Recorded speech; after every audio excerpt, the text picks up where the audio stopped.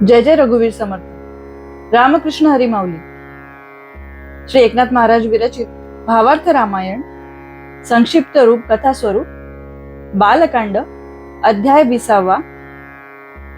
सीता स्वयंवर पण हा कथाभाग आपण आतापर्यंत ऐकलात। रामाने क्षणार्धात धनुष्याचे 2 तुकडे केले आणि जनकाने ठेवलेला सीता स्वयंवराचा पण जिंकला।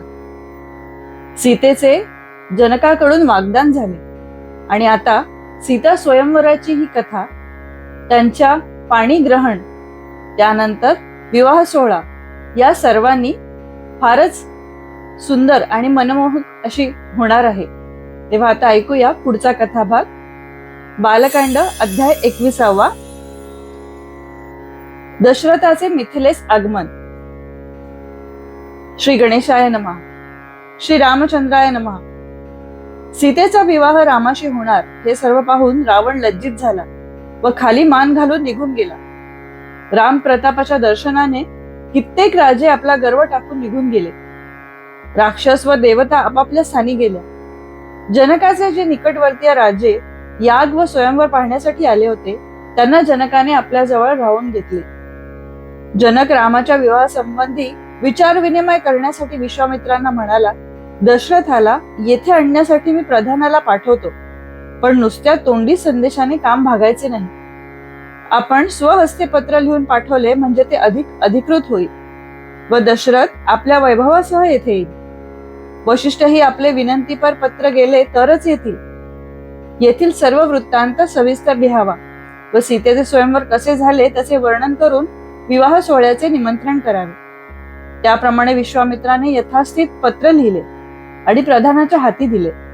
जनकाची अनुज्ञा घेऊन दूतासह प्रधान अयोध्येत 3 मुक्काम करीत पोचला। तेथे वशिष्ठ व दशरथ यांची राजसभेत भेट घेऊन त्याने पत्र त्यांच्या हाती दिले व शिवाय जनकाच्या नगरीत झालेला सर्व सुखद वृत्तांत स्वतः तोंडी सांगितला। त्यानंतर प्रधानाने सर्व सभाजनांना जानकीचा स्वयंवर वृत्तांत सांगितला। दशरथ व गुरु वशिष्ठ यांना परमानंद झाला।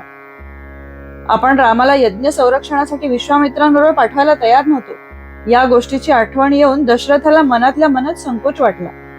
वशिष्ठांनी दशरथाला सांगून अयोध्येत सर्वत्र आनंदोत्सव साजरा करण्याची सूचना प्रधानमंत्री सुमंत व इतर सभासदांना दिली।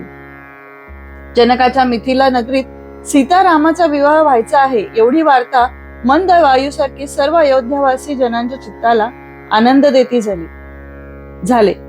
नगरात मोठाच आनंदोत्सव साजरा केला जाऊ लागला। भरत, शत्रुघ्न, 3 राण्या व सर्व अमात्यादी लोक यांनी मोठा आनंद व्यक्त केला। दुसऱ्या दिवशी मिथिलेला जाण्याची तयारी करायची होती।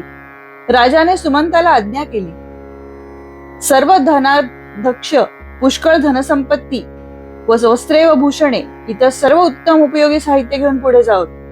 त्यांच्याबरोबर उंची भेटवस्तू आणि रत्नेही द्यावीत। त्याप्रमाणे सुमंत पुढे गेला व नंतर राजा दशरथ, 3 राण्या, इतर सभासद, भरत, शत्रुघ्न, राजगुरू वशिष्ठ आणि हजारो रथात बसलेले ऋषी, योगी, संत, महंत, सामंत व संबंधीजन यांसह अन्य दिनी मिथिलेस जाण्यासाठी मंगलवाद्यांच्या घोषात निघाला व मिथिला नगरीत सर्व मंडळी पोचली। श्री भावार्थ रामायण बालकांड दशरथाचे मिथिलेस आगमन नावाचा 21वा अध्याय समाप्त। बालकांड अध्याय 22। श्री गणेशाय नमः। श्री रामचंद्राय नमः। आता सीतारामाच्या विवाहाची कथा ऐका। 4 मुक्काम करीत साऱ्या लव्याजमासह राजा दशरथ मिथिला नगरीस आला। वाद्यांचा मंगलध्वनी दुरूनही ऐकू येत होता। सुमंत काही वेळ आधीच आला होता। दशरथाच्या आगमनाची सूचना त्याने त्यांना आधीच दिली होती। जनक निकटवर्ती लोकांसह दशरथाधिकांचे स्वागत करण्यासाठी पुढे गेला। विश्वामित्र ऋषींसह पुढे गेला।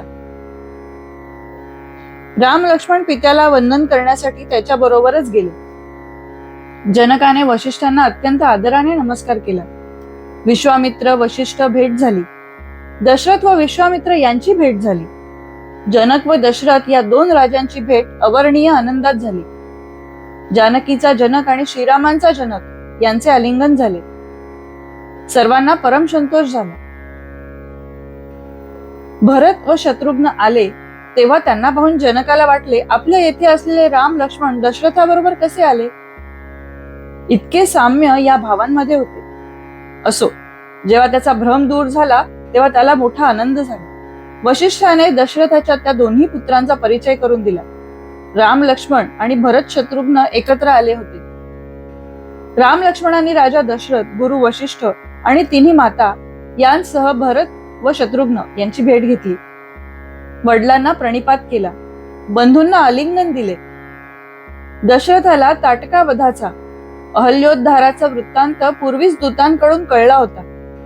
विश्वामित्राने राम लक्ष्मणांना फार उत्तम धनुर्विद्या व अस्त्रविद्या शिकवली आहे हे कळलेच होते. त्याने विश्वामित्रांना वंदन करून वारंवार त्यांची स्तुती केली. त्यावर विश्वामित्राने दशरथाला श्रीराम हा विष्णूंचा अवतार असल्याची आठवण करून दिली व रामाचा गुरु म्हणून आपण स्वतःच किती धन्य झालो आहोत ते सांगितले व सांगता सांगता त्याला भावावस्था प्राप्त झाली. वशिष्ठांनी त्यावेळी विश्वामित्राला सावध केले.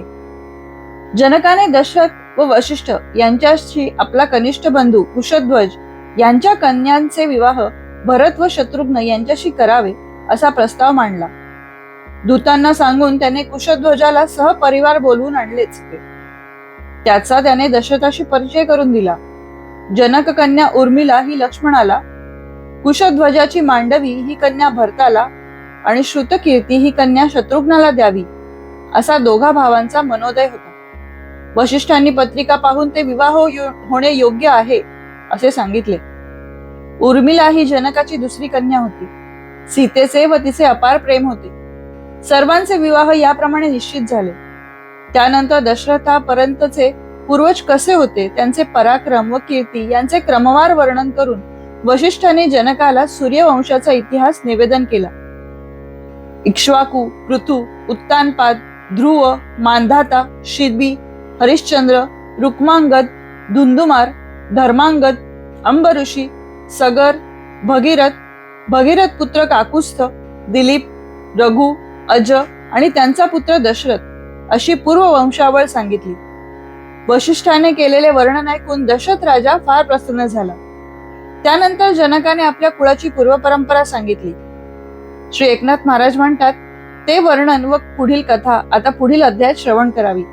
श्री भावार्थ रामायण बालकांड राजांची भेट व सूर्यवंश निरूपण नावाचा 22वा अध्याय समाप्त.